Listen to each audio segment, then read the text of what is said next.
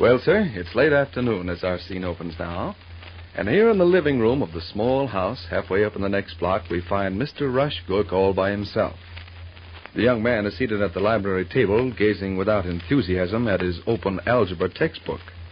He pauses in his labors at this particular moment, however, because he hears sounds in the kitchen. Listen. That you, Mom? Hi. Hi, Gov.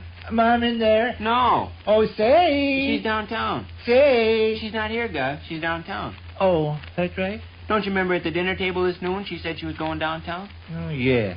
Darn it. Something special? I call it something special. Flypaper, old shoehorn. Your father has been asked to make a speech.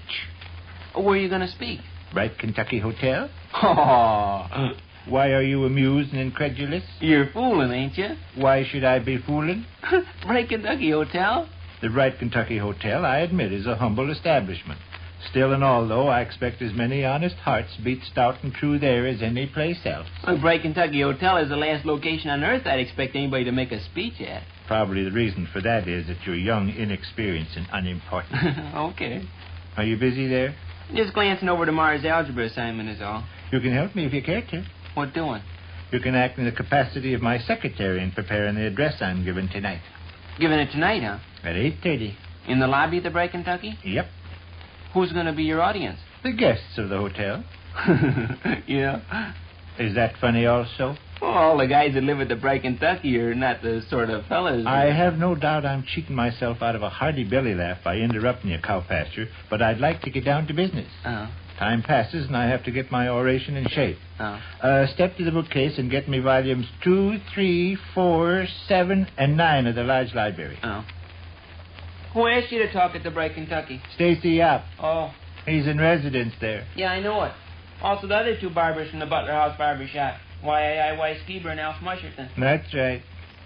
Here you are. Volumes 2, 3, 4, 7, and 9. Thanks, George. Oh. If I spoke harshly a moment ago, I apologize. Not at all. You saw fit to sneer at the Bright Kentucky Hotel, which was more thoughtlessness on your part than malice. I wasn't sneering at it. Just struck me as a comical place to give. Well, no matter. Now you may turn to page 163 in volume 7. 163. I've decided to select as my subject the importance of good sportsmanship in modern business. Huh.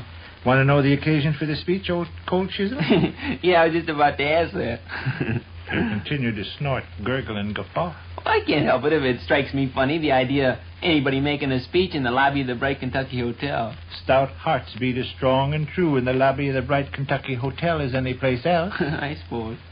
If you can keep from howling with laughter 6 seconds, I'll tell you the occasion for my speech. Okay. The guests at the Bright Kentucky Hotel are all bachelors. Yes, I know they are. Some of them are elderly men and lonely.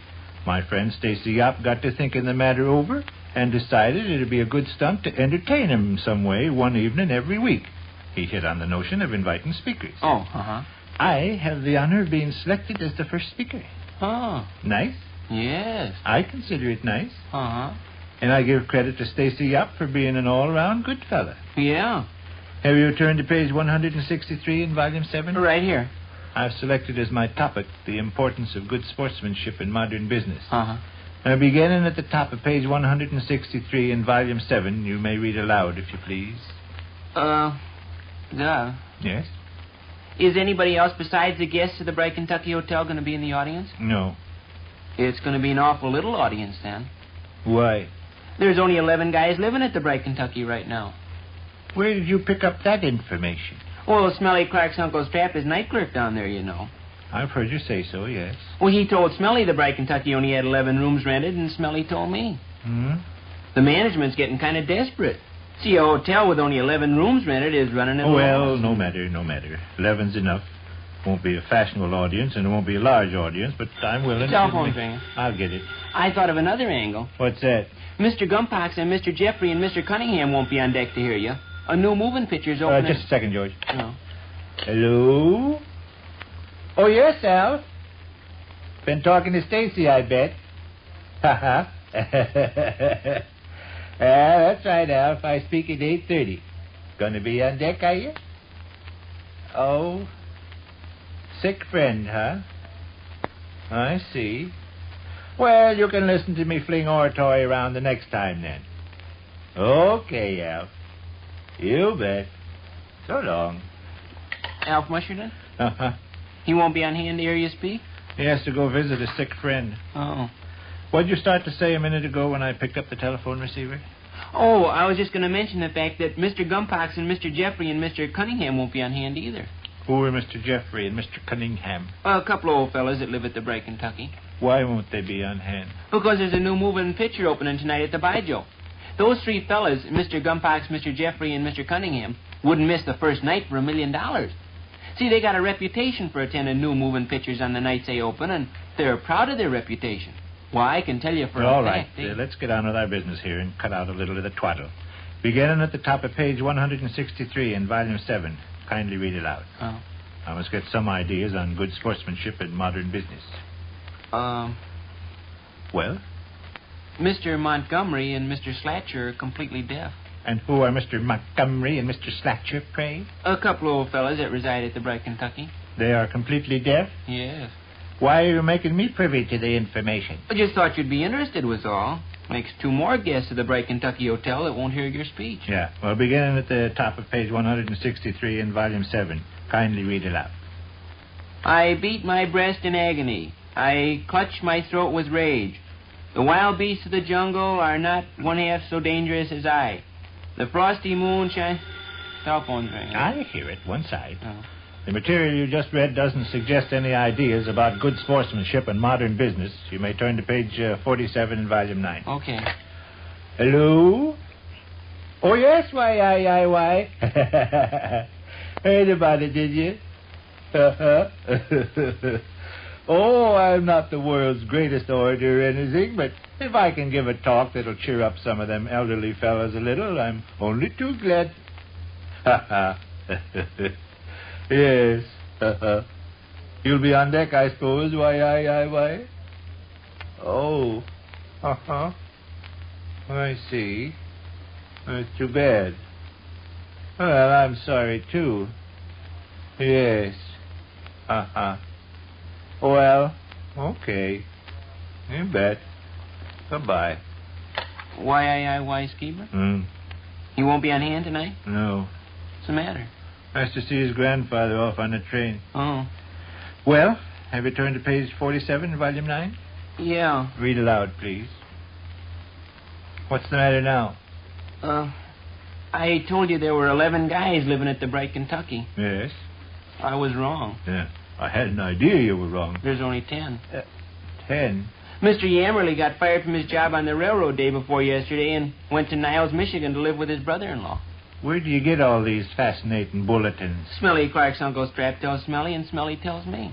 Read aloud. In hoc disputanum tum clark sheesh. Ad infinitum spinach sim spittle honk.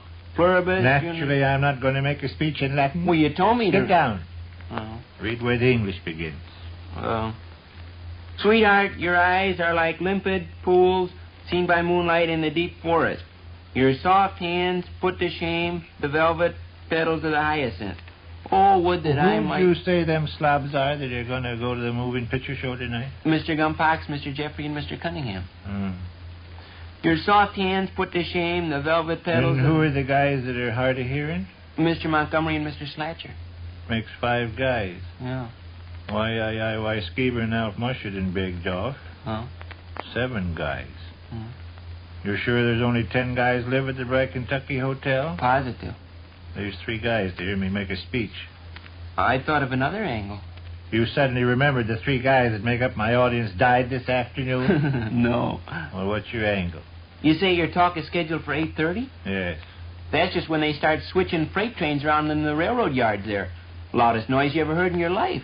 Why, people can't even carry on a conversation in the lobby of the Bright Kentucky. I don't see how anybody can make a speech with locomotives letting off steam and whistles blowing You and may bells. read. Beg pardon? You may read aloud from Volume 9, Oh. page 47. Sweetheart, your eyes are like limpid pools seen by moonlight in the deep forest. Your pale hands put to shame the velvet petals of the hyacinth. Oh, that has little bearing on the importance of good sportsmanship in modern business. Well, I can't help it. I'm reading what you told me to read. Well, turn to page 51 in Volume 4. Volume 4, page 51. Yeah, Gov, at 8:30, about 16 switch engines start tearing around the bright Kentucky. I'll get that. Okay. Hello? Oh, yes. Oh? Uh-huh. I see. Yeah. Yeah. I see. Okay. Goodbye. Who was that? Stacy Yappa. Oh, fellow that invited you to come and give a talk? Mm. What'd Mr. Yap want? He won't be on hand to hear me speak tonight. No? No. What's his excuse? He has to take his cousin to the dentist. Which concludes another brief interlude at the small house halfway up in the next block.